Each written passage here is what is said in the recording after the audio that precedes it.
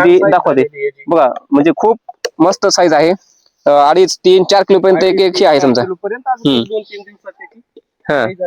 अगोदर मार्केटिंगची स्टडी करावी. Yes yes yes, अगदी एक काय होतं, आपल्याला महाराष्ट्राला एक वरदान आहे सर, तुम्हाला एक सांगतो आवर्जून सांगतो. आपल्याकडे जे वातावरण आहे, खूप जरी थंडी असली तरी ही बाकीच्या राज्यात इतकी थंडी आपल्याकडे नसते. बघा, दिल्ली सारखी थंडी, पंजाब सारखी थंडी, हे जो काही बँगलोरचा पट्टा आहे, आंध्र प्रदेशचा, कर्नाटकचा, मध्य प्रदेशचा, तितकी थंडी आपल्याकडे नसते. आजूबाजूचे प्लॉट चालू होते, सगळा माल रंजनला मार्केटमध्ये सगळा येतो. शेतकऱ्याला म्हणजे डिमांड जरी असली तरी सप्लाय भरपूर असल्यामुळे समजा त्याचे भाव हे कोलॅप्स होऊन जातात आणि मग शेतकरी घाटेत येतो. त्यापेक्षा मला काय वाटतं, ज्या वेळेस त्या लोकांना संधी ना लावण्याची, त्याच्या अगोदर आपल्याला संधी आलेली आहे. बरोबर. त्या अगोदर आपला माल विकून आपण मोकळं व्हावं आणि संधी त्यांनाही उपलब्ध करून द्यावी. अगदीच. हा. शेतकरी मित्रांनो नमस्कार. आज मी बीड जिल्ह्यातील शिरूर तालुक्यातील आर्वी या गावातील शेतकरी श्री सुहास भाऊ थोरात यांच्या शेतामध्ये आहे आणि ते टरबुजाची शेती अत्यंत चांगल्या प्रकारे करतात. तुम्ही बघू शकता की त्यांनी या ठिकाणी सध्या 1.25 एकर क्षेत्रामध्ये टरबुजाची लागवड केलेली आहे. आता हे टरबूज लागवडी मागील नेमकं गणित काय आहे की ते लागवड कधी करतायत, त्याच्यामध्ये पाणी व्यवस्थापन, खत व्यवस्थापन, कीड व रोग नियंत्रण या सर्व बाबींचा मेळ घेऊन ते कशा प्रकारे त्यांचे टरबुजाची शेती प्रॉफिटेबल ठेवतात, नफ्याची ठेवतात, याची संपूर्ण माहिती आपण या व्हिडिओमध्ये घेणार आहोत.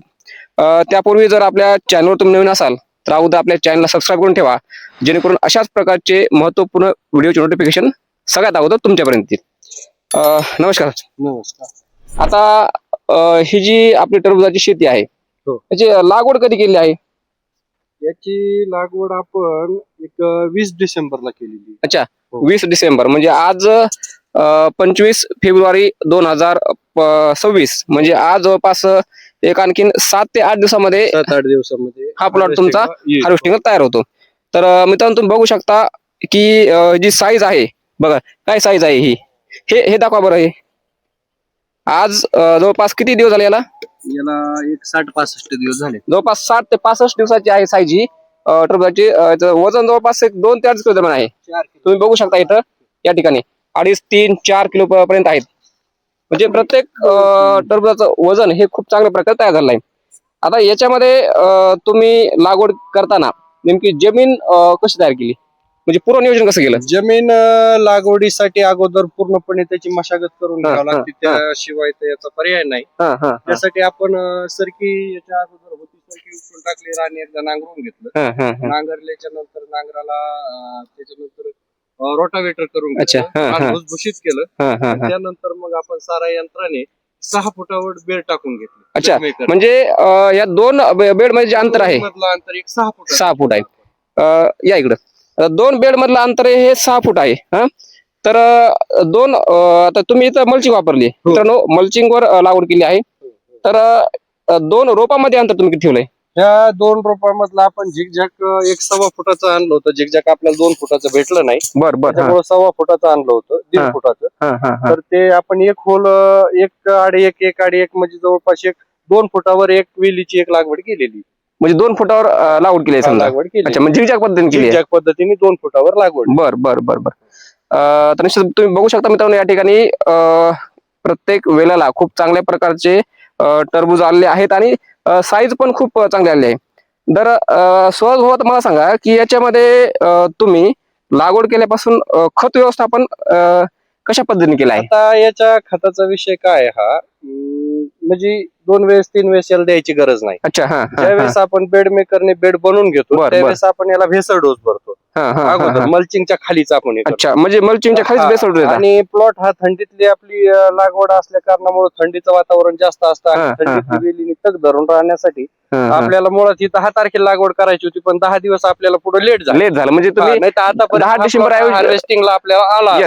म्हणजे तुमची तारीख 10 डिसेंबर होती. शेती तयार नाही झाली आणि दुसऱ्या कामाच्या काही कारणामुळं हे थोडस 10 दिवस पुढे सरकलं. अच्छा, आणि ते मग भेसळ डोस ज्या वेळेस आपण भरायचं ठरवतो त्यावेळेस त्याला आपण एक तर लेंडी खत, निमोळी पेंट किंवा शेणखत टाकत असतो, किंवा कोंबडी खत. थंडीच्या दिवसात कोंबडी खत वापरलं तर अतिउत्तम. आपण एक कोंबडी खताचा डोस 50 गोण्या ह्या 1.25 एकर मध्ये, म्हणजे ह्या पूर्ण 1.25 एकर क्षेत्रामध्ये कोंबडी खत टाकले ना? कोंबडी खताच्या हो अच्छा, 50 गोण्या टाकलेल्या. 1.25 एकर क्षेत्रामध्ये टाकल्या म्हणजे 50 गुंठ्यासाठी समजा. 50 गुंठ्यासाठी. बर बर आणि बर. हा मग त्यानंतर आपण आपले हे जे काही खत आहेत 10, 26, 26, 18, हम्म, 46, हम्म, याची एकरी एक बॅग मग सिलिकॉन आलं त्याच्यात.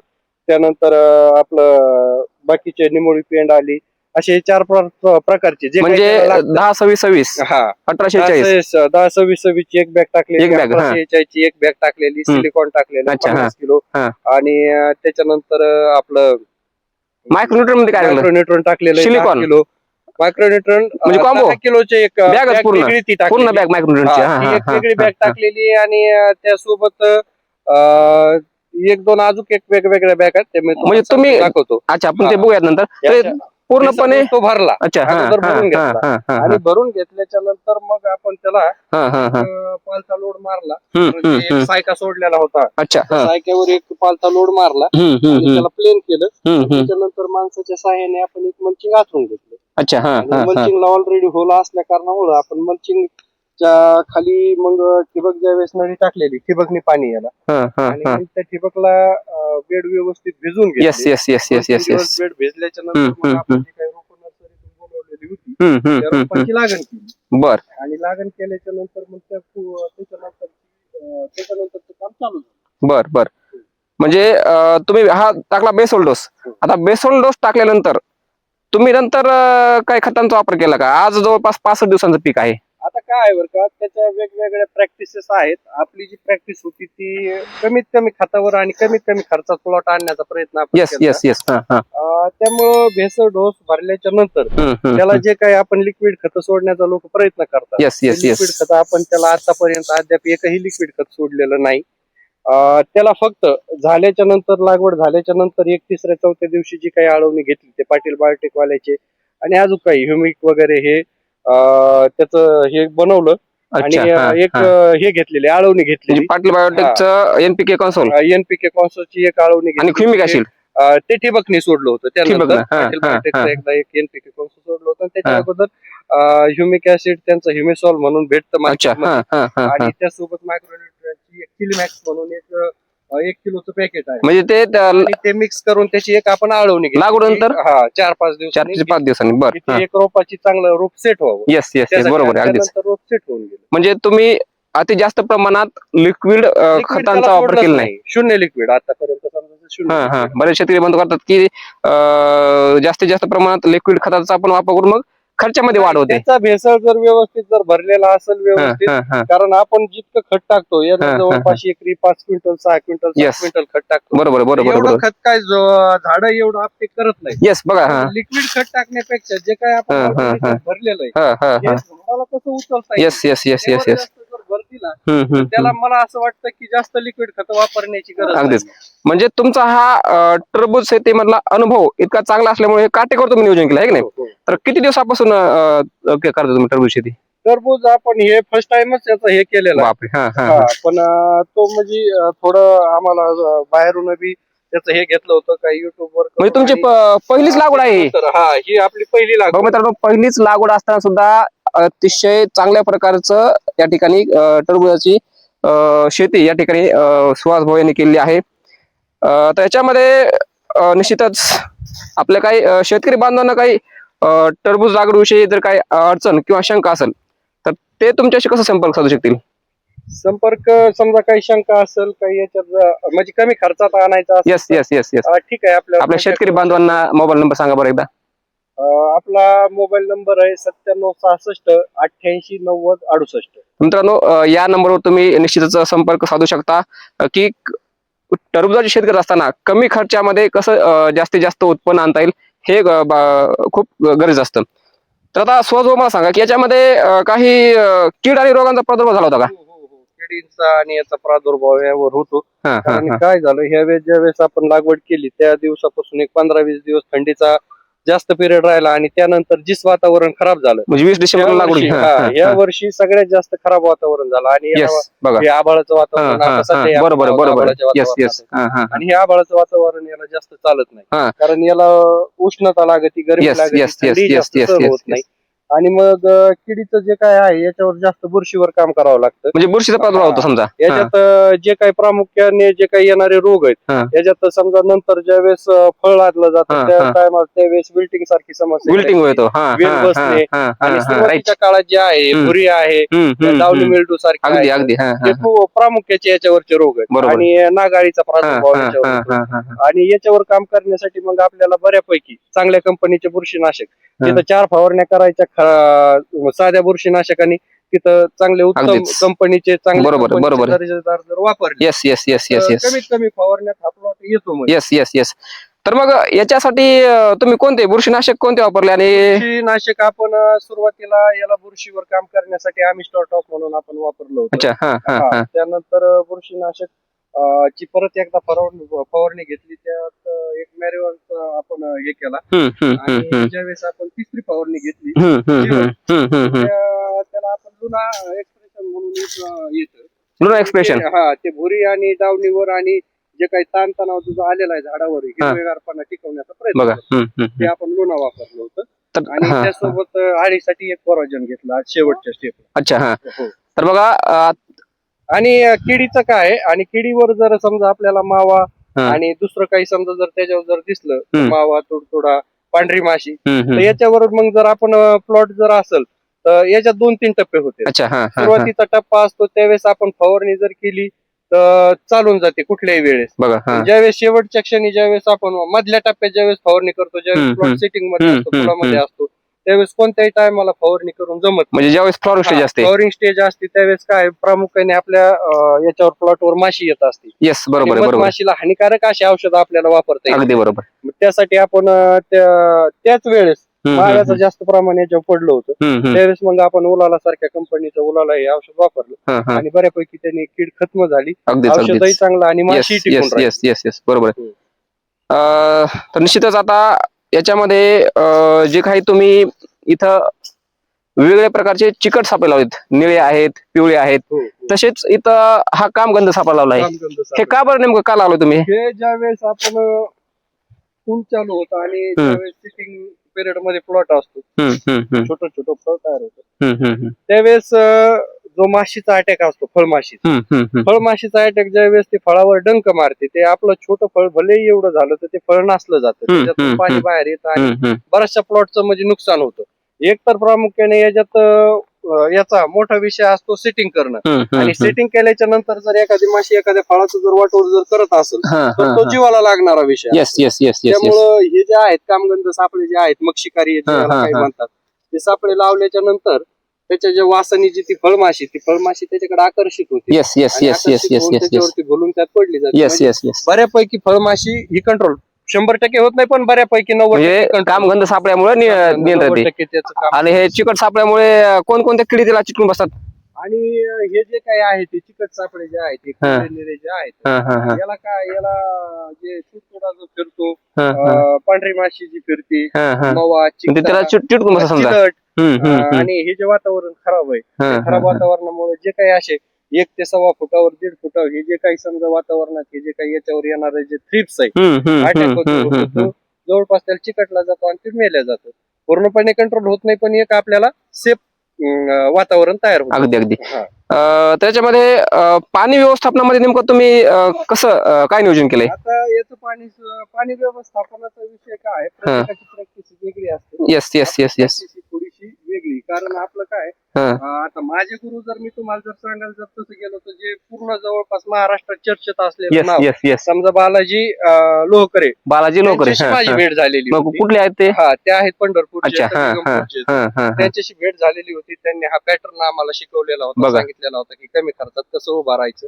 आणि त्यानंतर खूप त्यांचा परिवार खूप मोठा आहे खूप शेतकरी त्यांना जोडलेले त्याच्यामुळे त्यांच्याशी कॉन्टॅक्ट होत नाही पण त्यांनी जे काही एकदा सांगितलेलं आहे आणि शिकवलेलं आहे त्याच्यावर सगळं हे आपल्याला सध्या कामाला आले. हे सगळं आपण त्याच्यावरच केलेलं आहे. लोक सांगतात पाणी व्यवस्थापनाचा विषय जो होता पाणी व्यवस्थापनाचा सुरुवातीच्या टप्प्यात खूप कमी पाणी द्या त्याच्यानंतर थोडंसं वाढवा परत फुलाच्या टप्प्यात जास्त द्या आणि कमी द्या आणि त्याच्या पुढे परत असं आपण काही न करता सुरुवातीच्या टप्प्यात चांगली बेड भिजवून घेतल्याच्या नंतर 1-3-4 दिवस आपण फुल 5-5-6-6 तास पाणी सोडलं बेड एक 4 दिवस. 4 दिवस. आणि 4 दिवसाच्या नंतर ज्यावेळेस पूर्ण बेडच्या बाहेर पाणी आलं, व्यवस्थित रोपाची सेटिंग झाली, त्याला आपण एक पहिली ड्रिंचिंग केली, त्यानंतर आपण त्याचं पाणी डायरेक्ट 1 तासावर घेतलं. आणि मग ते जमिनीचा दिवसात फक्त 1 तास पुन्हा.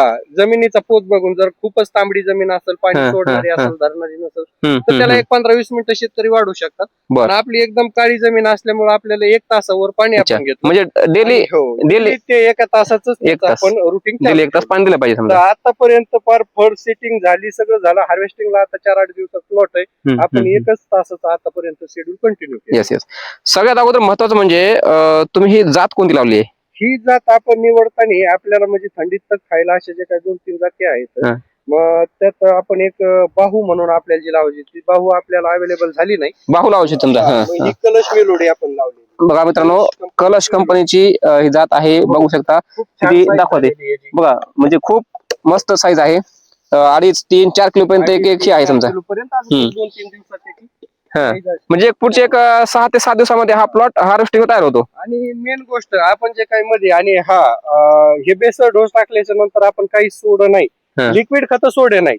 पण ठीक आहे, आपण ते सुरुवातीला त्याला सट व्हावं म्हणून एकदा 2 किलो एकरी 19 एकदा सोडलं होतं. एकरी 2 किलो लिक्विड स्वरूपात, लिक्विड म्हणजे टाकून विद्राव्य खत जे काही आपण नॉर्मली हे विद्राव्य खत सोडलं होतं. त्याच्यानंतर ड्रिप मधून त्याच्यानंतर चांगला फुटवा व्हावा, वातावरण थंडीचं खूप होतं, रोप म्हणजे जागेवर होते, हलत नव्हते, म्हणून एकदा 12 साठी एकरी 3 किलो सोडलं होतं. आणि आपटेक आपल्याला जे काही खत आपण बोलत की आपटेक कसे झाडाला झाले पाहिजे, त्याच्यासाठी एनपीके बायोचा जो कोन्सो जो तेवढं एक आपण मनाने वापरलं होतं की चला बघूयात आपण याचा रिझल्ट खूप छान, कारण आपल्याला बॅक्टेरियाची गरज आहे. बरोबर. बॅक्टेरिया असतील तितके खत झाडाला पाणी आणून देण्याचा, ताण सहन करण्याचा, ताकद देण्याचा प्रयत्न करतो. बरोबर. आपण ते एक पाटील बायोटेकचं एनपीके 1 लिटरची बॉटल आणि पूर्ण 1.25 एकराला 1 लिटरची बॉटल रात्रभर 1 किलो गुळात भिजावायला घातली. आणि मग ते आपण ड्रिपने दुसऱ्या दिवशी 200 लिटर पाण्यात त्याला मिश्रण गुळाचं आणि ते बॉटलचं मिश्रण एनपीके कॉन्सचं, आणि मग ते दुसऱ्या दिवशी आपण सोडलं तर खूप इतका छान अप्रतिम त्याचा रिझल्ट आला. बघा. म्हणजे पाटील बायोचं प्रोडक्ट खूप छान आहे. प्रोडक्ट खूप आपल्याला ते छान वाटलं. आपण काय कोणत्या कंपनीची नाही विशेष नाही. बरोबर, आपल्याला ज्याचा रिझल्ट आला त्याचं खरंच माणसांनी नाव घ्या, आणि त्यांचा चांगला रिझल्ट आला. अगदीच मित्रांनो, त्यांनी जे काही शेतीमध्ये केले ते पूर्णपणे त्यांच्या मनातून सांगतायत की ते काही कोणत्या कंपनीचा वापरा किंवा असं त्यांचा विषय नाही. पण जो प्रोडक्ट त्यांनी तुम्ही बघताय की आतापर्यंत जे काही खत वगैरे वापरत ते अति जास्त प्रमाणात नाही वापरले, जेवढे पाहिजे आहेत तेवढेच वापरले पाहिजे, बरोबर नाही? तर आता शेवटी मार्केटिंग नेमकी तुम्ही याची स्ट्रॅटेजी काय आहे, तुम्हाला नेमकं मार्केटिंग आता कशी करणार तुम्ही? आता हे जे आपलं शेड्यूल होतं, आपल्याला असं वाटत होतं म्हणजे जवळपास आपल्याला एक 10 डिसेंबर 5 डिसेंबरच्या आसपास आमचं हे चालू होतं की एक महाशिवरात्रीच्या पिरियड मध्ये, म्हणजे रमजान चालू होईल त्याच्या 1-4-8 दिवस आपण माल विकून मोकळे होऊ, की एक बऱ्यापैकी आपल्याला भाव भेटेल ह्याची आपल्याला अपेक्षा होती. पण ते काही कारण असतं आपला प्लॉट पुढे गेला 10 दिवसांनी समजा, पण तरी सध्या खूप मागणी आहे मार्केटमध्ये, त्याला चांगलं डिमांड आहे. आणि वातावरणामुळे यंदा सगळेच थंडीचे प्लॉट जवळपास पुढे ढकलले, आणि आपण क्वालिटी व्यवस्थित जर फळांची जर ठेवली आणि त्याला जर जपलं, आणि जरी आता रमजानचा महिना चालू आहे, मागणी भरपूर असते, आणि त्यासोबत आता उन्हाचंही प्रमाण जास्त, बरोबर. त्याच्यामुळे प्लॉट जपणं हा पहिला आपला हेतू आहे. त्यानंतर त्याला काय भाव भेटल हे समजा सप्लाय आणि डिमांड वर डिपेंड आहे. म्हणजे मार्केटिंग स्ट्रॅटेजी तो अभ्यास खूप छान आहे. अभ्यास म्हणजे आपण त्याच्या अगोदर स्ट्रॅटेजी, पण ते जमलं नाही. पण मग ते जमलं नाही तर पण आपण रोप तर बुकिंग केलेली आपल्याला ती तर लावायचीच आहे.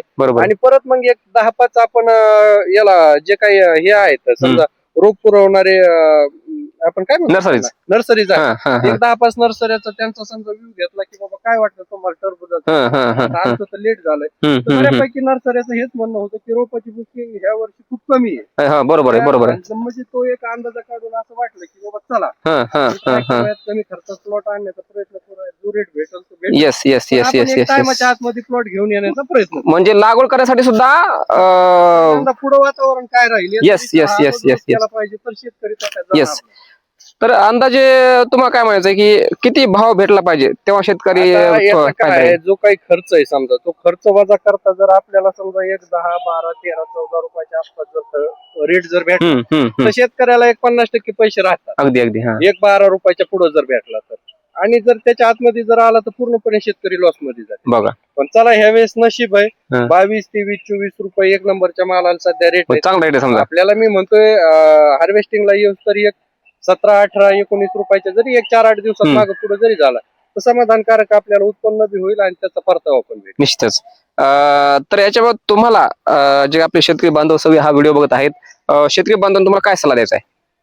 शेतकरी बांधवाला एकच सल्ला देईल की जास्तीत जास्त खर्च करण्याचा हे माणसाने टाळलं पाहिजे. हम्म, हम्म, आपण जो काही लिक्विड खतावर जो काही भर देतो, हम्म, हम्म, आपण प्रत्येक जण हे कृषी दुकानदाराशी जोडलेला असतं. हम्म. ठीक आहे, कृषी दुकानदाराचाही काही गोष्टीत सल्ला आपल्याला Yes, घ्यावा yes, लागतो. घ्यावा प्रत्येक लागतो. गोष्ट आपल्याला माहिती नसते. बरोबर बरोबर. पण जर माहिती जर असेल आणि बऱ्यापैकी जर आपण जर त्यातून जर अनुभवातूनच हम्म. खरी शिकायला शेती Yes, भेटते, yes, अनुभव yes, खूप yes, yes. महत्वाचा. अनुभव आणि केले. खर्च कमीत कमी टाळण्याचा प्रयत्न करावा. जास्त लिक्विड खतावर भार देण्यापेक्षा आपण जे काही दाणेदार खतं जे काही सोडतो, आतमध्ये जे काही सेंद्रिय खतं सोडतो, ते खतं झाडाला कसे जास्तीत जास्त अपटेक करता येतील आणि त्याचा- त्याचा जास्तीत जास्त वापर झाडाला आणि फळांना कसा होईल हे पैसे आपण वेस्टेज घालण्यापेक्षा याचा प्रयत्न करावा आणि कमी खर्चात शेती डेव्हलप करून अगोदर मार्केटिंगची स्टडी करावी. येस येस एक काय होतं, आपल्याला महाराष्ट्राला एक वरदान आहे सर, तुम्हाला एक सांगतो आवर्जून सांगतो. आपल्याकडे जे वातावरण आहे, खूप जरी थंडी असली तरी ही बाकीच्या राज्यात इतकी थंडी आपल्याकडे नसते. बघा, दिल्ली सारखी थंडी, पंजाब सारखी थंडी, हे Yes, जाय yes, जो yes. काही बँगलोरचा पट्टा आहे, हा, हा, आंध्र हा. प्रदेशचा, कर्नाटकचा, मध्य प्रदेशचा, तितकी थंडी आपल्याकडे नसते. बघा. वातावरण हे आपल्याला बऱ्यापैकी स्टेबल असतं. अगोदरच लवकर ऑक्टोबर, ऑगस्ट, नोव्हेंबर, सप्टेंबर पासून लागवडी आपल्याकडे टरबूजाच्या चालू होतात. त्याच्यामुळे हे जे काही प्लॉट आहेत, हे जे काय आपण रमजान म्हणून रमजान मध्ये टाकण्याचा प्रयत्न करतो. मला वाटतं काय बऱ्यापैकी रमजान मध्ये काही आता ह्या वेळेस फेब्रुवारी मध्ये रमजान आहे. बऱ्यापैकी हा मार्च मध्ये रमजान चालू होता. बरोबर. त्यावेळेस आजूबाजूचे प्लॉट चालू होते. सगळा माल रमजानला मार्केटमध्ये सगळा येतो शेतकऱ्याला म्हणजे डिमांड जरी असली तरी सप्लाय भरपूर असल्यामुळे समजा त्याचे भाव कोलॅप्स होऊन जातात आणि मग शेतकरी घाटे येतो. त्यापेक्षा मला काय वाटतं, ज्या वेळेस त्या लोकांना संधी ना लावण्याची, त्याच्या अगोदर आपल्याला संधी आलेली आहे. बरोबर. त्या अगोदर आपला माल विकून आपण मोकळं व्हावं आणि संधी त्यांनाही उपलब्ध करून द्यावी. हा, हे जर डोक्यात ठेवून जर केलं तर बऱ्यापैकी आपण केलेल्या उत्पन्नापेक्षा 10 रुपये आपल्याला भेटतील, हे 100%. येस. तर निश्चितच मित्रांनो, आपल्याला सुहास भाऊ थोरात यांनी खूप चांगलं असं मोलाचं मार्गदर्शन या ठिकाणी टरबूज लागवडीविषयी केलेलं आहे. मित्रांनो, तुम्हाला हा व्हिडिओ कसा वाटला हे तुम्ही कमेंट बॉक्समध्ये नक्कीच कळवा आणि तुमच्या अडचणी किंवा शंका असतील तर ते देखील कमेंट बॉक्समध्ये नक्कीच कळवा किंवा सुहास भाऊंचा नंबर तो तर तुम्हाला स्क्रीनवर दिलाच आहे, त्यावर देखील तुम्ही संपर्क करू शकता. धन्यवाद.